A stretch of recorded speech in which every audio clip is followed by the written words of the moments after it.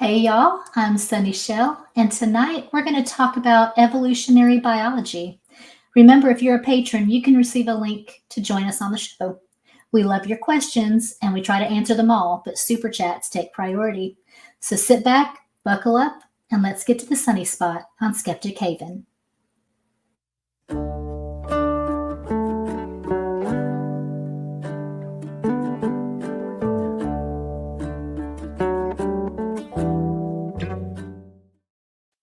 Hey, everybody. I am so happy to welcome Phil as my, actually, this way. Phil as my co-host. There you go. And I'm really happy to introduce Pocket Locker 86 or Dr. Yes. J. Yes. We're Yes. so glad Jay that you Bundy. come Yes. on. Yes. Thanks. Thank you so much for having me. Really excited to be here and looking forward to the conversation. And yeah, also wanted to thank your producer Wes for inviting me and supporting my channel and all that good stuff. I'm Pocket Locker 86. If anybody else would like to check me out on YouTube or Twitch, Twitter, and Facebook. So In Pocket fact, Locker 86 everywhere. I YouTube, think Twitch, Wes Twitter, has your Facebook. link tree. Yep. Oh, yeah, So, great. yeah, I think Thank we you can so put much. that. You can put that in the chat, and yeah, that's really helpful. So for those that don't know you, which would just be a travesty, but for those that don't know you, can you tell a little bit about yourself Well, in and case you've what you been do? living under a rock for the last no, seriously, kind of just got out here. I have a very small, growing content creator community, and really thankful for all my viewers and subs. But yeah, my name's Dr. J. Bundy. I recently finished my PhD at Michigan State University. I guess 2 summers ago. So really, really recent graduate. I'm currently a postdoctoral researcher at the University of Minnesota. I did my PhD in the lab of Richard Lenski, runs a famous long-term evolution experiment. I currently work in the lab of Dr. Mike Travisano, who himself is a former graduate of Dr. Rich Lenski. So I was really lucky in that sense that my current mentor and I had the same graduate mentor. So that's always really nice to be able to stay in the same academic family. I did my bachelor's and my master's at Penn State. My bachelor's is in social dynamics because I wanted to be a dating coach. And when you give full academic scholarship to a 17-year-old and ask, what do you really want to do with your life? You're going to get an answer that you maybe, I was like, maybe young people shouldn't have this much control of the ship at that early of an age. But it did lead me to evolution, right? It's sort of like at that young stage in my career, I guess I was trying to wrap my head around how humans tick. And all I had figured out was that human behavior was systematic, was the word I always used, right? If you kind of knew enough about a person or a situation, you could kind of make some, predictions about patterns and behavior. I found that, fascinating. I have to say, especially coming from a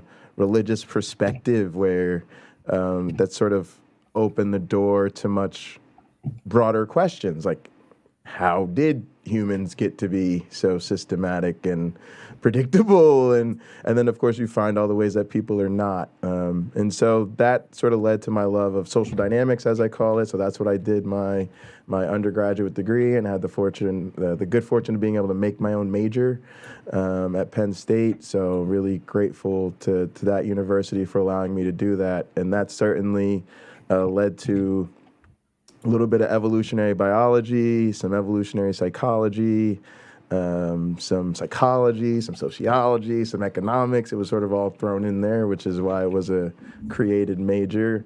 And I think that was kind of good because it got me thinking about sort of the fundamentals. Like if we take, we talk about evolution, we tend to think biology, right? We tend to think evolution is the subfield of biology, and you need a really strong background in biology to study it. But really, evolutionary thinking is just a theory, right? So some of, say, like Adam Smith's thinking about the invisible hand, while certainly not a full-blown evolutionary theory has some of those same mechanistic underpinnings, right? So it was actually really great to be able to think about, well, how does evolution underlie maybe some sociological things, right? So something like you could take something like I remember studying like the code of the streets, right, which is sort of thinking about maybe like street subculture and gangs and some of the unique social dynamics that play out there. So, what's up with the big chains, right? And the gaudy jewelry and all of this stuff. And, they start talking about, well, it's something that demonstrates value and status, and it's also something to defend, right? It makes you kind of a target, right? And then you start thinking about like how peacocks signal, right? And they have these really costly tail feathers, and it's really attractive to females. It gives them a really high status, but when it comes time to fly away from the enemy, it's not really the best thing to be burdened with, and it sort of puts those two systems on a par, right? Where all of a sudden the things you see happening in bats and birds can actually inform things you see going on in people. So I had a weird sort of introduction to evolution because I wasn't, in a lab playing with yeast or microbes. And as a matter of fact, the first time my mentor told me, because I have to have a mentor for the program I was in. It was a close friend of mine. He said, you need to I'd taken some time off. He said, when you come back, you need to take a course in evolutionary biology. I was actually offended. I said, have I ever said the word biology to you? Felt like we had gotten to know each other so well, and I saw myself as a social scientist, right? So I was into all those sort of things about people, and so to be told I needed to study biology was weird. But I took a class called Sex and Evolution. I knew kind of on day one I had found the right place. I ended up working in that professor's lab. He was in a biological anthropology, so I did my master's in his lab, and that was a really important period of my life too, because like most people, I thought that scientists wrote books, right? And when he started, go ahead. Did you have? Yeah. No, you're right. Some do, some. Yeah. Some there's do, a lot of some different don't. places to be. So. Yeah, and certainly in a lot of STEM disciplines, you mostly write papers. So when he sat me down with this stack of papers, I was kind of like, "What's going on with this?" Like, don't you write? We had conversations about more famous researchers who wrote books, and I was like, "What's up? Why aren't you telling me books?" And so I really had to learn how to read a scientific paper and understand what was going on with journals and that. But it was cool because I was like, oh, this is the stuff that the people who write the books use. And this is where sort of the cutting edge is. And so that was super fun. And then to be honest, like a lot of undergrads, I just wanted to get my hands dirty. I just wanted to get in a lab, get some experience. I didn't really know what I was doing or what was going on, but I knew these people were sex researchers, and I thought that was kind of cool. At the time, I thought I was still going to become a dating coach, and so I was really focused on getting my credentials. I didn't think a lot of people were going to trust me with their most personal decisions and parts of their lives if I didn't have qualifications to boot. So I was really anxious to just get in the lab and get some experience that would translate. And I think that was all great. And around that time, I actually started doing a show with actually one of my students at the time.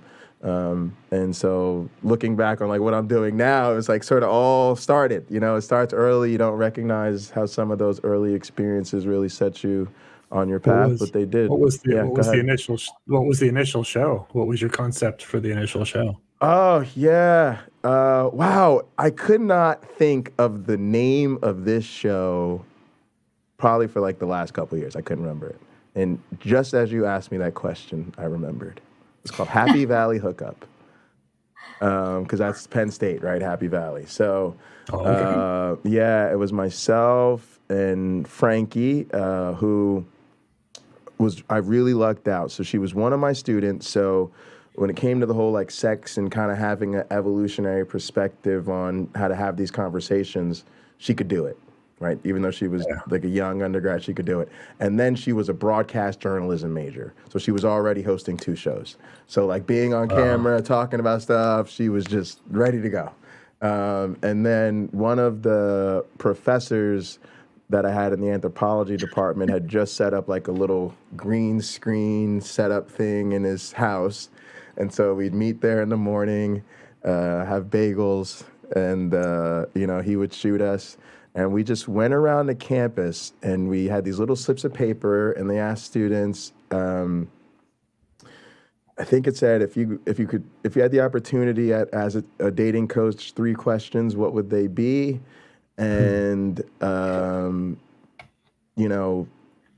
maybe in 5 sentences or less, describe a recent experience with a significant other or person of interest that frustrated you.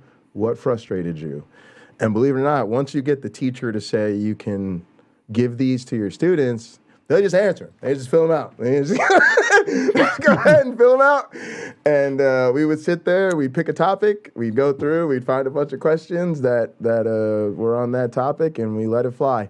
And it was great because immediately the goal was to break down the locker room mentality that I always used to say men talk about men amongst men when women aren't around, and women talk about men amongst women when men aren't around. And so this was sort of the thing where, not to get too heteronormative, but if, a question's coming from a male perspective, you're going to hear both of us kind of approach it. And it kind of broke down that barrier to where you could hear each other and also understand that there are some differences, right? And how we come out these things. And it gave us kind of a safe space to discuss that. And so, it was really fun.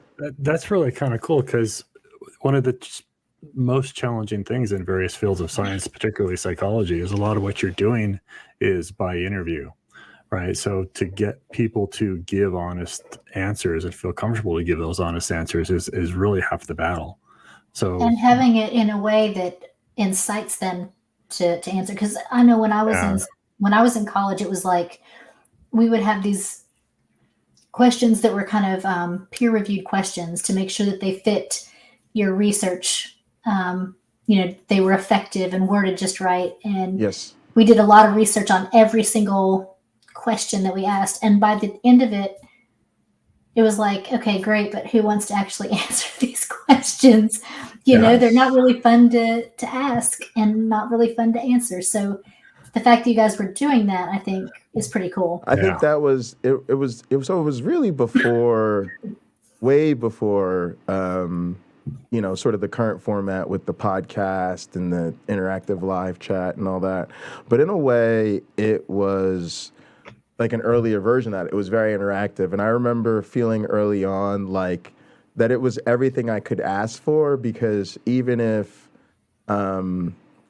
there wasn't a ton of people watching or anything like that, you knew that somebody asked you a real question, right? Yeah. And so at least that person was interested. And it's sort of like I always tell my students when I teach is, it's very likely if you have a question, you're not the only person in the room that has that question. So, if you sort of have that at least as a indicator to what other people might be wondering or dealing with. So it was sort of easy. And I think we see that now with the live chat, where you can kind of see what the live chat is, or you see what your comments are, and then you get a real feel for, what's helpful to your audience and maybe what's not. So what subjects do you teach right now? So right now I'm actually in a transition where currently I'm teaching at Michigan State University. So I actually work at the University of Minnesota, right? And I'm part of a program that is about, it's a early career research and academic career development award. So there's some money. It's always about how are you funded is the number one question in academia. So I'm primarily funded to do my research, but there's a lot of, big part of my funding is to get me some experience teaching, so that I'm a more junior faculty member, hopefully. And So currently I'm teaching remotely at the Michigan State University, which is where I finished my PhD, and it's been really great. I teach a seminar class, a senior seminar called Darwin's Law. It's actually quite a demanding class because it's a senior seminar, so it's like really give it to them. But it's really great because our students really study the mechanisms of Darwinian evolution.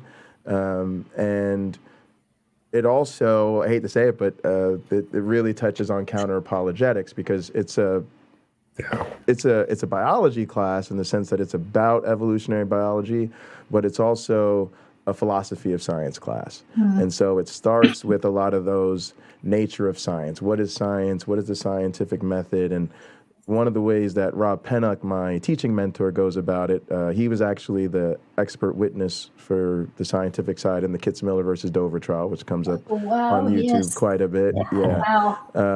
And he always makes this point to our students that what was at issue there was sort of less about the scientific evidence and more about what's science versus what's not science. And so accordingly, we teach his book called The Tower of Babel. And so our students actually get into understanding what is science by way of comparison. And so what they do is they compare it to creationism, right? So creationism is the example of this is not science. And so it's actually really interesting because our students get into all the varieties of creationism and sort of the history of creationism and some of the key players in the creationist movement. So they know who Dembski and Behe and Philip Johnson, they know who these people are. And then it's really interesting. Design, I would assume. Yeah. They sort of get into, and they get into all the sort of flavors of intelligent design. And then in sort of my portion of the class, the lab portion, they work with Avita Ed, which is the digital organisms I was telling you guys about, sort of an educational version of our digital evolution software. And in there, they're doing hands-on experiments. So for instance, just something as simple as what does it mean to say that mutations are random, right? So they do a little experiment. It's very much a mocked up version of the classic Luria Delbruck experiment that first discovered the random nature of mutations. And they get to test this. Hang on a sec. They just get to test this idea of do mutations occur sooner when they're selected. So they actually get to get their hands on and understand what it means when we use these terms. Sorry, I didn't mean to interrupt your question. Just want to finish. Go ahead. Yeah, it's not a question. I would just the Vita Ed was totally new to me. So I'd like you to spend some time describing what that program is. Sure, absolutely. And how you use it. So Avita is a digital evolution software, and by that I think an easy way to think of it is like a sandbox or sort of a virtual lab. It's very kind of modeled after sort of like the Lenski lab, a very basic microbiology lab where you've got petri dishes and freezers and that type of setup. But basically, a digital organism is just a computer program that self-replicates. And so you can think of it, I always think of it as a blank tape. It's just, it's a program that has a little set of instructions that allow it to copy itself. And otherwise, it's got a genome, which is just a list of computer instructions, which are almost always initiated to be instructions that don't do anything, literally no operation instructions. And for the most part, their genomes are represented, you can think of them as an alphabet, okay? The no operation instruction is normally C. So if you, actually, can I share my screen here? I think that there is a way, where it says, let's see, I'm not sure what yours shows. Yeah, it should be sharing my screen. All right, so if I pull up Avita Ed, so this, I can go over here to our organism viewer. I can drop a ancestor here. So this set of instructions right here allows it to copy itself. We call this the copy loop. And then otherwise, these are all blank instructions, right? These little C's mean they don't do anything. So if I run this guy, he's just going to go around. He's executing. Nothing happens because he's just executing blank instructions, right? And then he goes in here and he starts making copies of himself. And what you can see already is, see this little R in a blue circle? That's a mutation, as is this B right here, as is this little J. And so these guys have actually just now had 3 mutations, 4 actually, right? And so these 4 sites have mutated to different instructions, which are just literally different computational instructions that may or may not do something. So if I actually were to start a population with one of these guys, as a population view, I can just drop an ancestor on here and hit run. Wow. If we look over here at the resources, these notos, nanos, andos, these are just resources, and it's kind of corny. I think it's totally unrealistic, but you guys know how sugars always have this OSE ending, like glucose, fructose, whatever. So what they've done is they've basically taken computational instructions, not, nan, and, orn, oro, and basically made a resource out of it, basically saying if an organism performs this function, it can get rewarded for it. And so to make it sort of equate to like a resource, they kind of gave it this sugary sounding name. But it basically just means if one of the organisms happens to execute this function, it can be rewarded for it. So there's some easy functions, there's some moderate, some hard, some very hard, and even this equals function, which is considered very hard. And that's just based on the computational difficulty of them.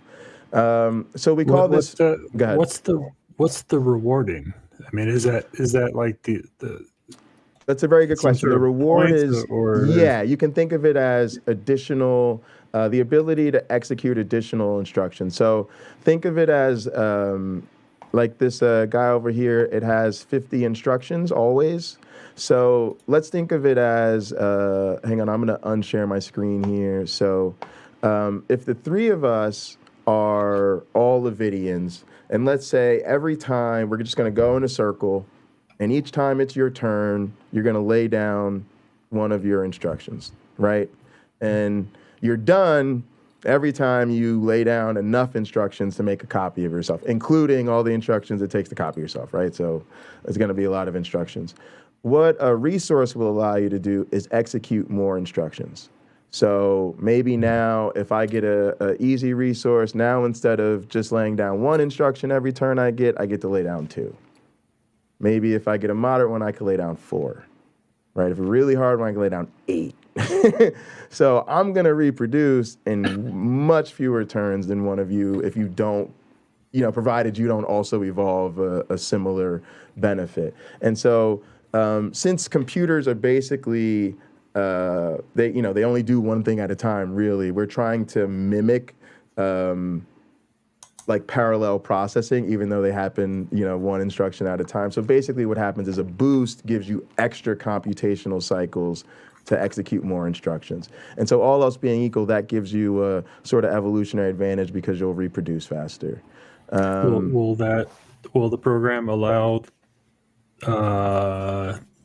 mutations that have a negative effect also? Absolutely. So we always say it's a natural selection in an artificial environment. And just like in nature, probably most mutations are somewhere between neutral to mildly detrimental.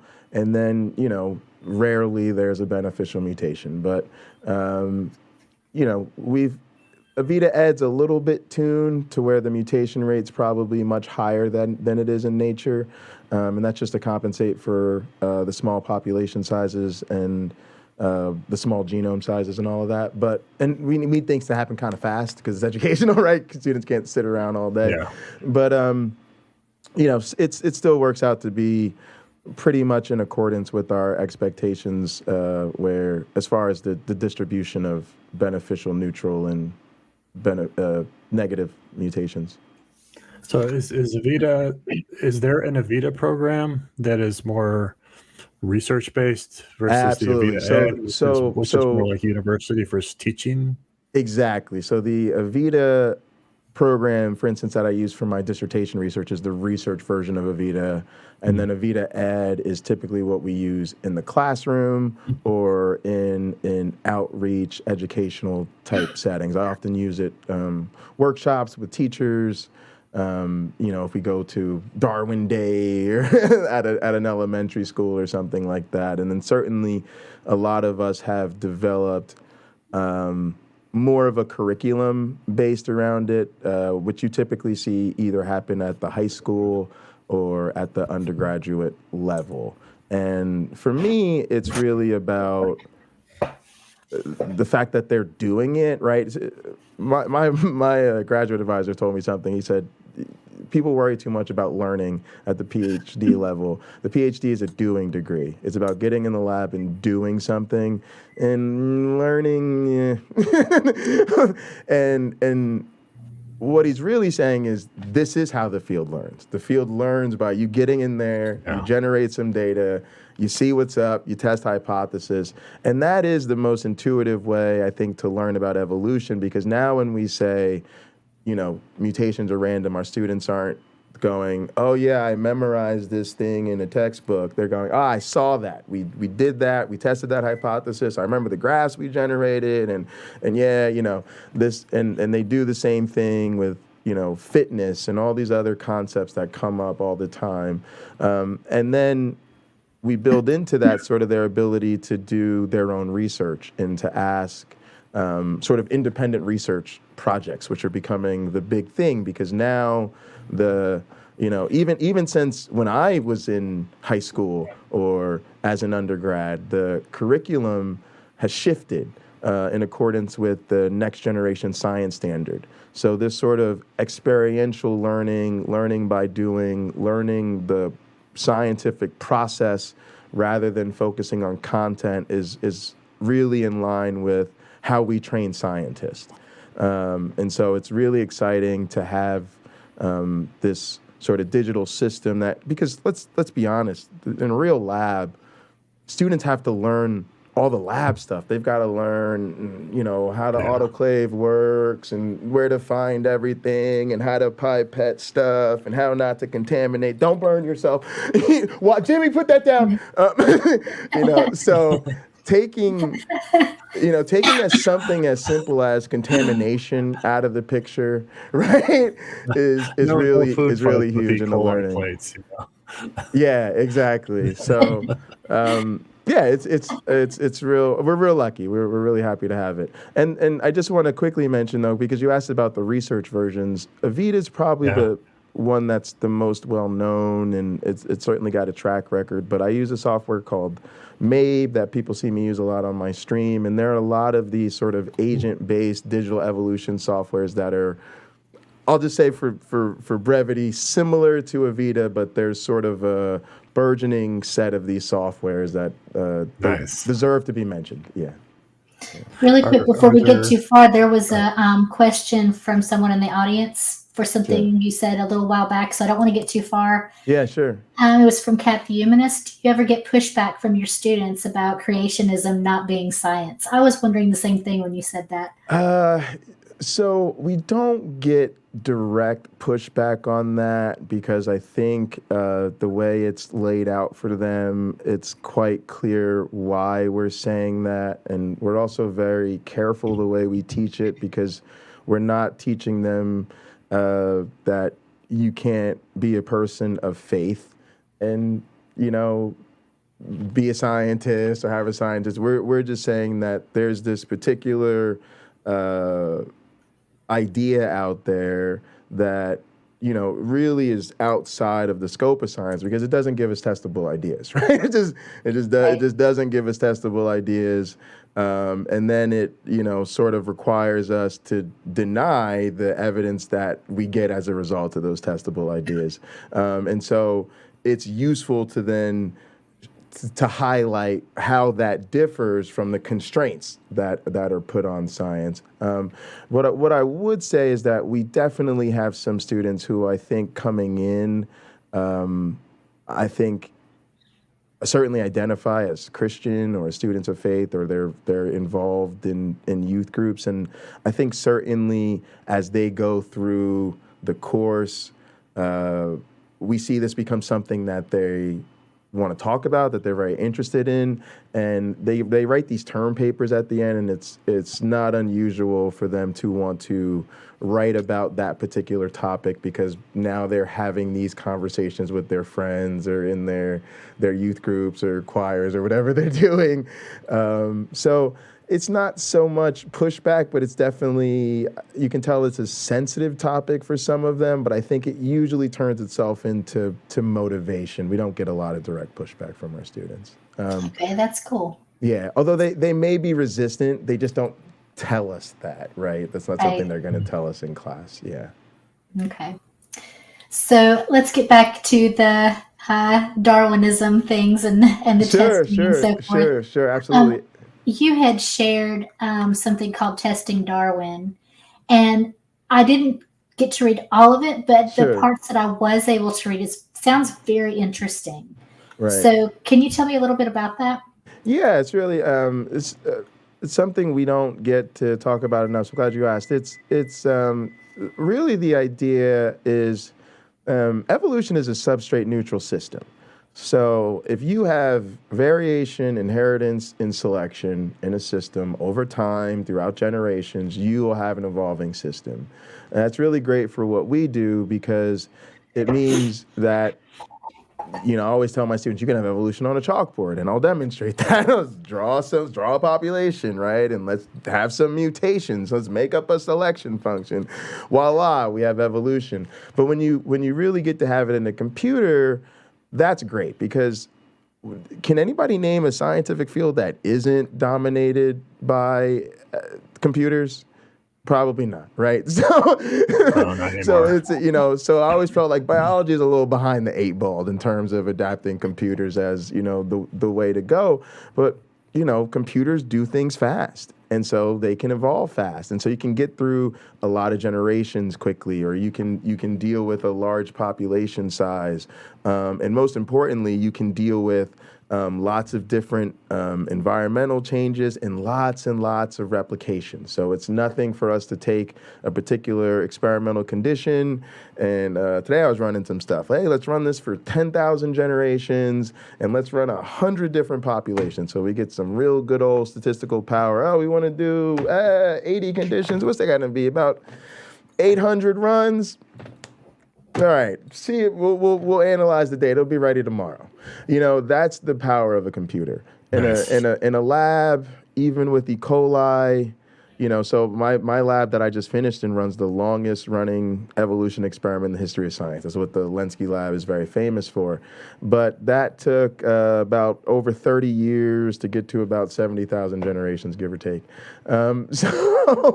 So it's not practical for most people, because you're talking about one experiment that's now taken the lifetime of one scientist, which in practical terms is many generations of grad students. Like I said, I graduated in that lab, and my mentor graduated in that lab 30 years ago. So he graduated, he went on, had his whole career. He's now the head of the department at the University of Minnesota, and there's still people coming up behind, right? So that's how long it takes. And now when you say a grad student is trying to get out of here in 5 or 6 years, right, you can't really do evolution experiments. Evolution is a process that takes many generations. And so, but this is where the crux comes in, because I'll show it to you in the computer and I'll say, this is what we got to do because it's practical.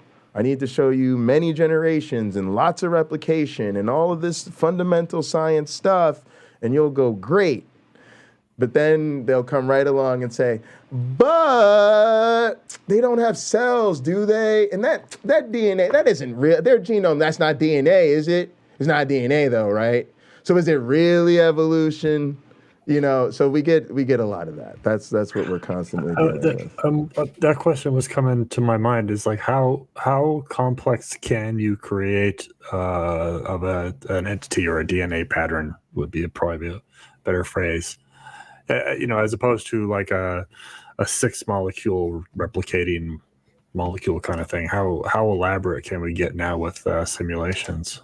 Yeah, I mean, that's a really interesting question, and some of that is probably honestly best reserved for people who sort of are in the modeling game, right? Because I'm gonna grossly underrepresent their capabilities, but I'll say in our systems where, let's just say, complex, sort of recreating the complexity of a protein, for instance, isn't necessarily the goal, and we by definition start with something as simple as can be, right? It's just it can copy itself and nothing else. It actually gets complex, and that's sort of all based on the ecology of the system. So little things like, so for instance, the work I'm working on now, we're evolving, these things that we're evolving, the program underneath the hood, they're Markov brains, and they're put in these little worlds where they've got to really evolve some cognition. There's a certain type of food they should eat. They should avoid other things. Define that. A Markov brain? What is that? So they're basically they're a program, and they have inputs and they have outputs. And I'm going to misrepresent this because I'm not a Markov brain expert, but they're basically a form of genetic programming, right? So we have different types of genetic programs, and in our case, they're just sort of modules. So a Markov brain, in my world, is a particular type of brain that I can plug in, versus there's a different thing called the Cartesian genetic programming, which is a different way of going about encoding the ability to solve these type of problems. And what we find is that, versus something like a neural network, right? These are all terms you'll hear thrown around in this sort of algorithmic evolution space. And the reason that's important is because, as you can imagine, different cognitive bases are going to give you different types of evolvability given the problem, right? So one of the things we do is we try to figure out which types of brains are best at solving which types of problems. And as you know, like, a human brain's really good if you want to code a computer, but if you want to do echolocation, probably not so much, right? So, we try to figure this out in a simpler way. But I wanted to answer your question in a bit different of a way. So I want to say, one, you can get a lot of complexity if you're evolving a complex system. So just for example, some of these brains are really complex. Some of the tasks they get asked to do is really complex. Sometimes we can introduce sex. We can introduce sexual selection, right? We can introduce complex mating systems. That will, in the sense of evolution finds a way, if there's a lot more going on, it's going to find a more complex way, right? And so that's there. But the other way to think about it is the beauty of what I want to do is, I say my work is super basic. And so as a basic scientist, I actually want to kick complexity out the door, right? I want to strip things down to the simplest thing possible. That way, every little thing that we manipulate, we can be as controlled and precise as possible. So we often want people to sort of understand that the beauty of basic science is you're making it as simple as possible. That way, when you manipulate that experimental variable, what is the resource level between the different environments, that is the only difference. And so what's really beautiful about this is that this is as close to evolution in the vacuum as possible. This is where we get rid of the noise of DNA and being tied to carbon substrate. When we see something in nature, is that really how evolution works? Or is that how evolution works when the basis is DNA? We won't know that unless we look outside of DNA. So this gets us as close to as taking that evolution on a chalkboard, which would be theoretically possible, but not very useful, because again, you have to sit at that chalkboard for a long time, and actually getting it some power by getting a supercomputer to do it. Okay, that raises a question for me really quickly, and it calls to mind a conversation that a couple people at a restaurant were having. I had a business lunch, and I hear these two talking, and they were basically saying that people go to college now, and they're getting degrees that don't matter. Just they can sit there and do these experiments and think of themselves as being smart, something along those lines. Yeah.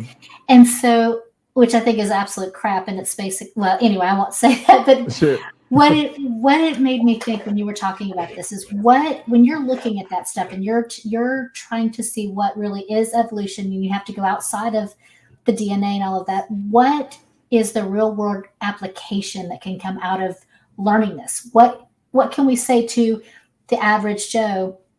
This is important, and it may not be important for your particular life, but it's important for humanity as a whole because. Sure. So I think one of the first things we can do is really help people understand that there actually are, generally speaking, two different types of science. And generally speaking, we call them basic and applied. And so when we want to know how research will change our lives, give us a tool, help us solve a problem today, we're generally speaking talking about applied research. And so it's actually important that people understand that that's a really great question, and it's reasonable for the public to say, hey, it's really great for you to have some chalkboard stuff, but I would like y'all to work on the cure to cancer, you know. But it's also important that we realize that we can't do really great applied research without the basic research, because it's the basic research that, while it doesn't necessarily have an immediate application, like you said, it sort of allows us to explore the space of mechanisms based on people who they're not looking for an application. Because if you're looking for an application, it's kind of guides your search. So we're allowed to do a little bit more of the unguided stuff that later the applied people come and say, hey, that's actually what you found over there is pretty useful. Now, I don't want to duck the question, because then people will say, well, he basically gave an excuse for why the evolutionary biologist can't evolve anything useful.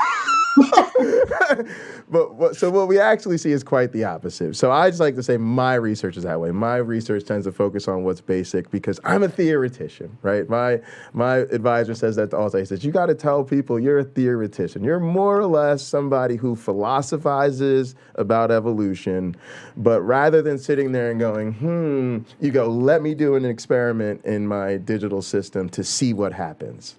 But my motivation is good questions about evolutionary theory. It's not something that's going to come up with a medication or even help resolve the taxonomy of frogs, right? It's not even that practical.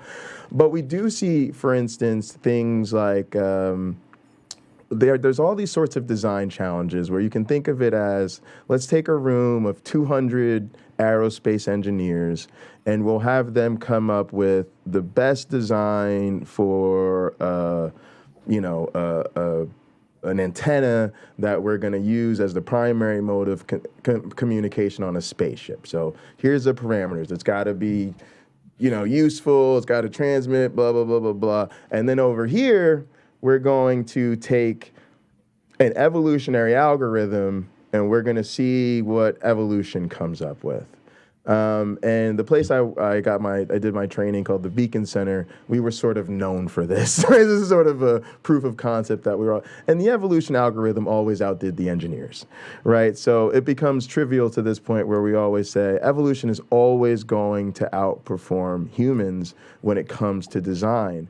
And so that is incredibly practical. Matter of fact, what I always tell people is if when you think about this the way I do, our digital evolution stuff, to me, and again, I of course I have a bias, is almost more practical in some respects than traditional biology. What I mean by that is this.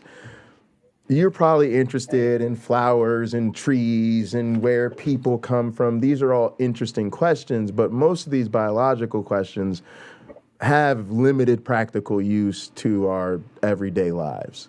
What does have practical use to our everyday lives is how we come up with medicines, how we engineer new technologies, how we get sustainable water, how we fight climate change, on and on, how we build more effective social groups. Evolution is going to be able to inform us on everything from how to build better antennas, to how to build better soccer teams and how to build better YouTube communities. And so that's what we're excited about. And when you think about those challenges, you can't represent those challenges in frogs. You can't represent those challenges in flowers easily, right? But you do represent them in digital spaces, right? Most of the stuff that comes out, a company simulates it first. They're running algorithms. They're trying to figure out, okay, if I tweak this part over here, how does that affect our profit margins 13 steps down the road, right? And so when we get to that point where we say, hey, before you 3D print that cup, let's see if we got the ideal cup for the situation, right? That's when I think we're gonna see this thing really take off. And so we always make the point that I sort of think of it as a map, right? You can think of it, or let's take it simple, like a pie, right? We're all easy representing a pie graph, right? And what you can think of is, if you think about biology as the whole graph, the part about biology that was used to answer practical questions with computers was very, very slim. It's very slim, right? It was mostly bones, stones, fossils, right? Proteins, all that type of stuff. But what's happening is, as we use evolution to do more and more things every day, the pie itself is growing. We're going, holy crap, evolution is now informing psychology and economics and all of this. So it's way more fields. And then as that's happening, the slice that we need to use computer for is also growing. So it's an exciting time to be a digital evolutionary biologist.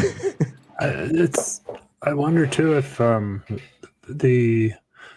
the way evolution works almost sounded like it was going to be a detriment possibly to engineering, even though it isn't, because it is limited to, each step is going to be based on the step that was already there, right? You can work with what you got, and then you get a step better. Yes. Or come on and basically make a major shift at one point.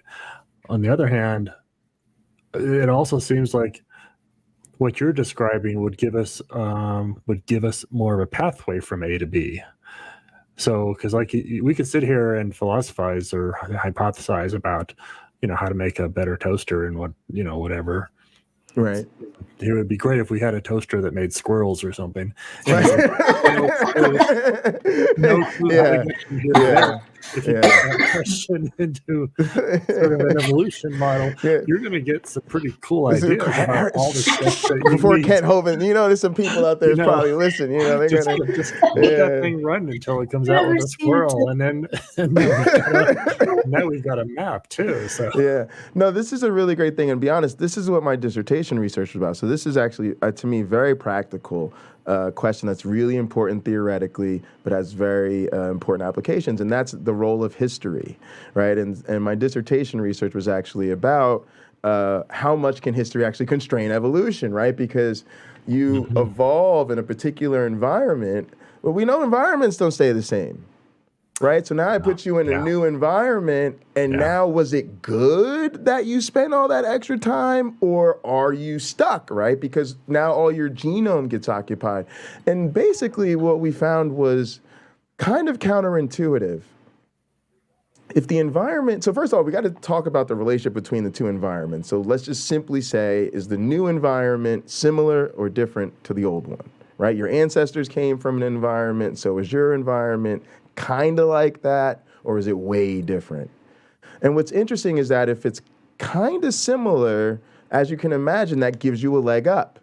If my ancestors evolved in the jungle and my evolvement in the jungle, great. I can already swing from tree to tree. I already know how to identify, fruit that's gone bad. I already know some of the things I want to avoid. But what happens is, over the long haul, it's kind of a constraint. Because now you need to do some new stuff, but all the new stuff you have to do has to integrate with the old stuff. Whereas sort of less evolved populations, let's say a population that's in the same environment now, but they they weren't in the ancestral environment as long. They had just started evolving in that ancestral environment, but they got changed. They start at a lower, let's say, fitness than you do, right? They haven't figured out how to do this stuff, but now their genome was filled with what? A lot more blank tape, right? It hadn't all become tangled with all of the stuff in the old environment. So now they can use that blank tape to figure out new stuff that integrates the new environment information. So they end up evolving much more rapidly. Now, what's interesting though, is if the environment is totally different, like in a computer, we can make it totally different, like none of the same things are rewarded, the history effect goes away. And now all of a sudden, populations with sort of a ton of history and very little history, they evolve basically at the same rate. Because now, even though the older populations have more of their genome tied up in doing stuff, it doesn't matter. That stuff isn't rewarded. So just mutate it. Just mutate it away. So it's effectively blank tape, because the environment doesn't reward it anymore. So it's unconstrained, so it's free to mutate. So you're exactly right. There is this dance between, it's really good to sort of bake in some of the solutions, but you can get into a point where you're baking in the ability, you're losing the ability to come up with new stuff. And that's something that is very practical for businesses, for engineers, because let's face it, they only want to do what? They want to evolve in a way that makes them the most money. And so they've got to figure out this balance between, I got to evolve enough stuff to let it solve some things, but not so much that I'm getting into diminishing returns, right? Because that's what runtime is money to them. If they're running something out and it's not getting that much better, then they're just wasting money. It'd be better to shake it up. Shake it up, do something different, artificially change the environment a little bit, artificially throw some genomic variation in there. That way you can, restart it, so to speak. So yeah, this is the stuff we're really looking into. And that is the one difference, is that you have that history, right? And so, yeah, really, that's actually one of the most pressing questions, is how does that history constrain or promote evolvability? And again, it'd be super hard to do this in a biological system, because you can't manipulate the phylogenetic record. You can't compete, deep history against shallow history. It's almost like, for those that are a little bit familiar with E. coli or microbes, the reason that the Lenski long-term evolution experiment works so much is because it's with E. coli. And what that means is that they can be frozen. And so what they did was they started 12 populations from a single colony of E. coli. So they're basically all clones. They just clone them. They're asexual, so they're all the same. And then they're evolving in these flasks, just salt water with a little glucose. And every day they transfer 1%. And it's an amazing experiment. Definitely highly recommend everybody read about it. It's the E. coli LTEE, long-term evolution experiment. But the beauty of it is, say after 30 years and 70,000 generations, you can take the populations that have been evolving for 70,000 generations and compete them directly against the ancestor. And so you have like a battle royale. We always call there was actually a Veritas or somebody made a video about it, and they called it E. coli Fight Club. And so, yeah, and so you can actually see that they are in fact better. You're competing them in that environment directly, and they wipe them out of there, right? And so you have this almost imperfect, but this frozen fossil record, because you put them in the freezer, right? And then you pull them out of the freezer and you can revive them, right? Well, with a computer, we actually do have a perfect fossil record. We can save the ancestry at every step of the way. We can recreate everything. Remember, our genomes are just computer programs, so we can put them in everywhere we want to. So, sorry, that was probably another program I had in the background. But we get this effect where we really can examine the history, the phylogeny in great depth, because our entire evolutionary history is just saved in files. Yeah. So we always say it's even When it better comes to than the freezers. having enough people to analyze that much data too. So Yeah, and then we write programs for that. That's so the computers do all the heavy lifting there too, which is great because it gets at something that we don't often talk a lot about, which is independence. I can actually do my work from anywhere in the world at any time.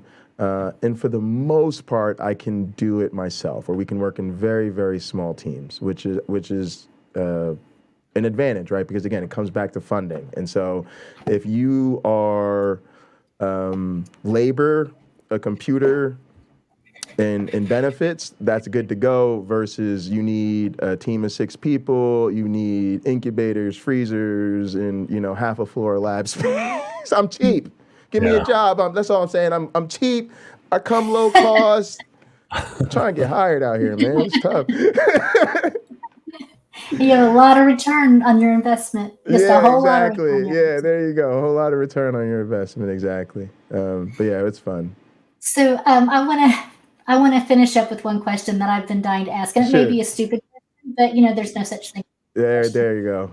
So when I first saw some of the things that we shared before the show, and one of them was digital organism, I immediately thought of AI. Sure, and so I'm just curious, is any of the work that you do or that others like you do contributing to AI?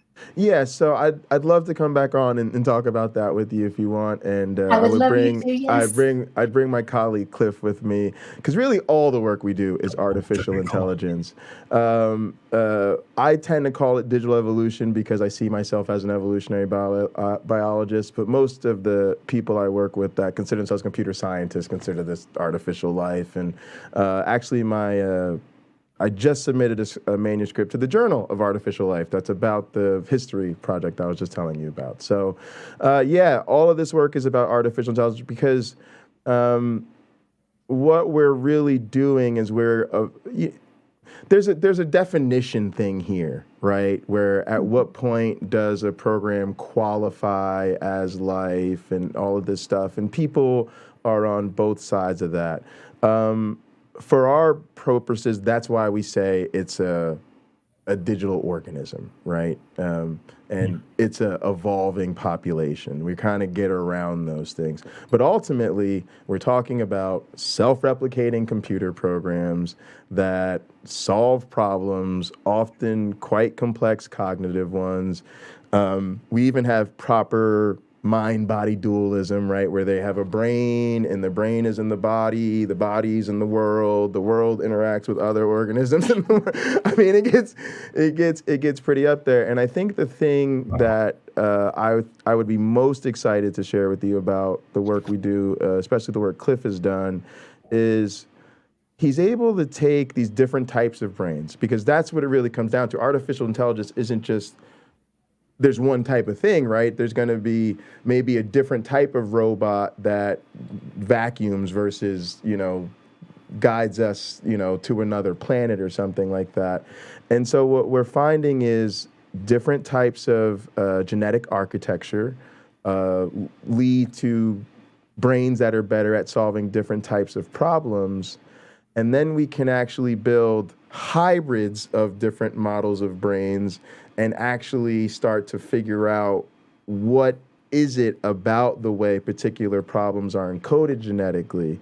So I think that stuff you'd be super excited about, because it also comes with some really cool animations, so you can see the different types of tasks and get a feel for the different types of, because I like to think of it like a video game, right? What you have to do cognitively depends on the game you're playing. If you're playing Mario, that's very different than if you're racing versus if you're playing Tetris, which is a puzzle problem, right?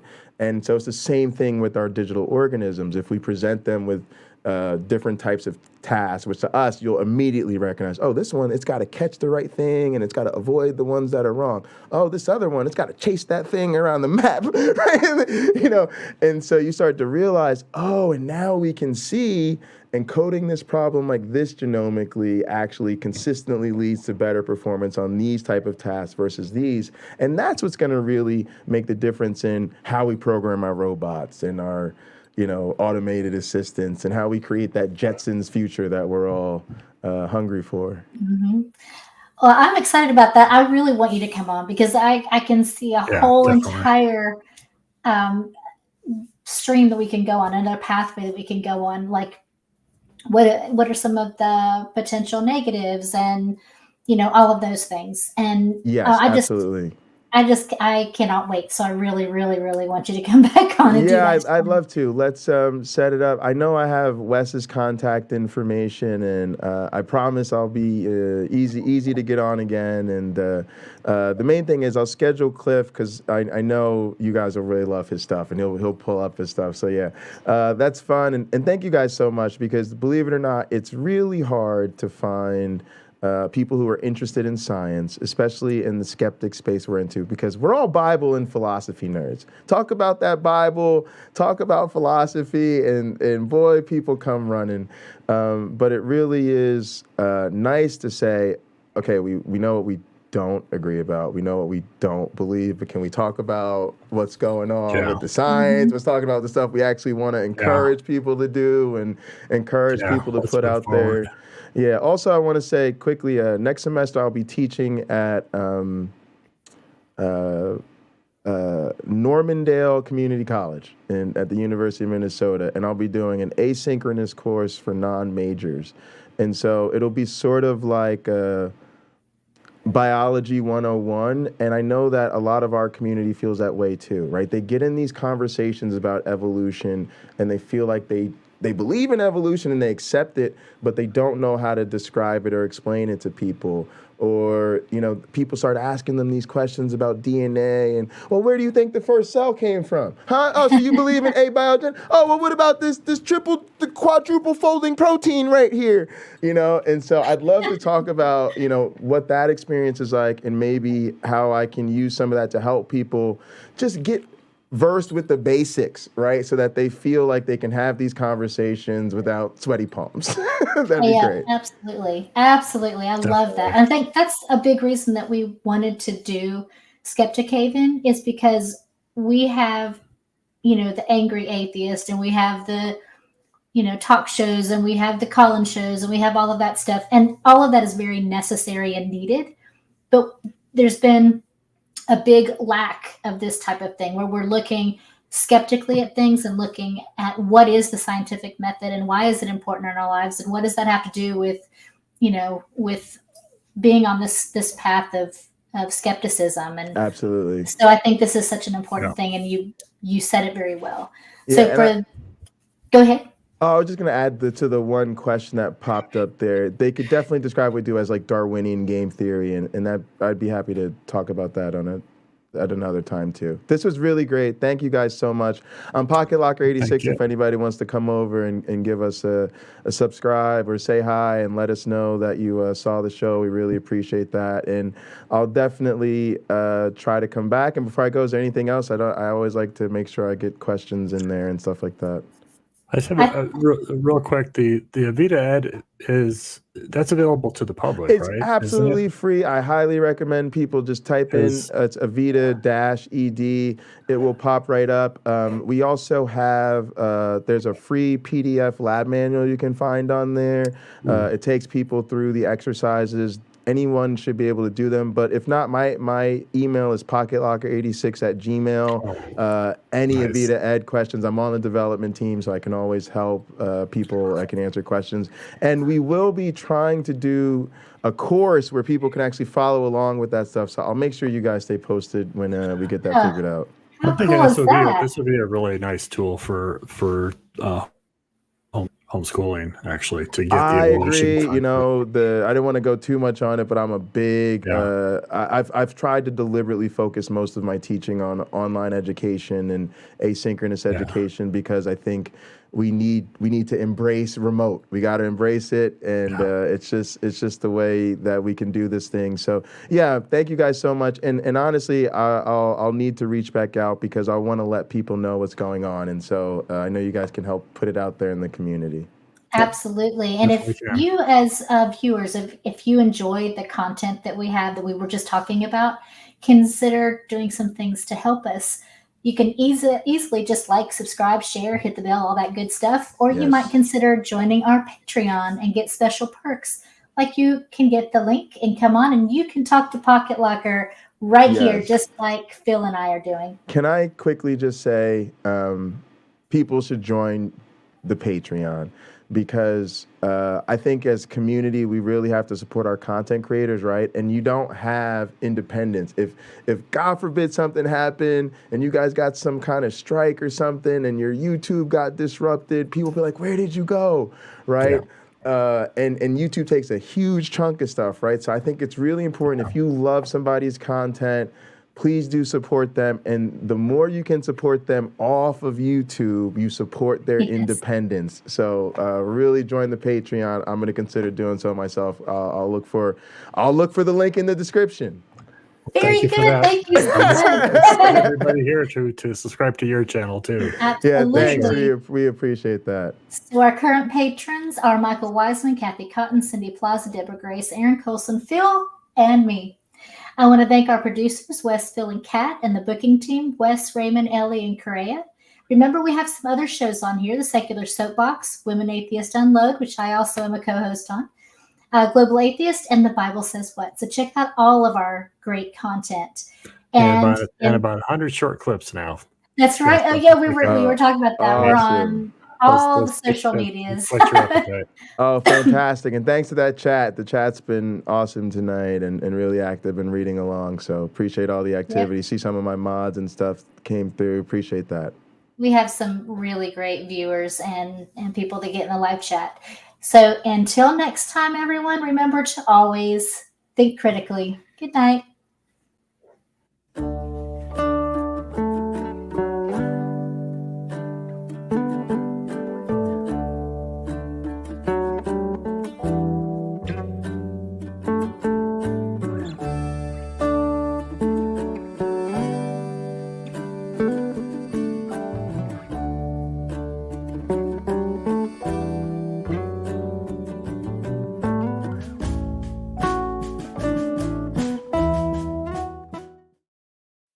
Hey.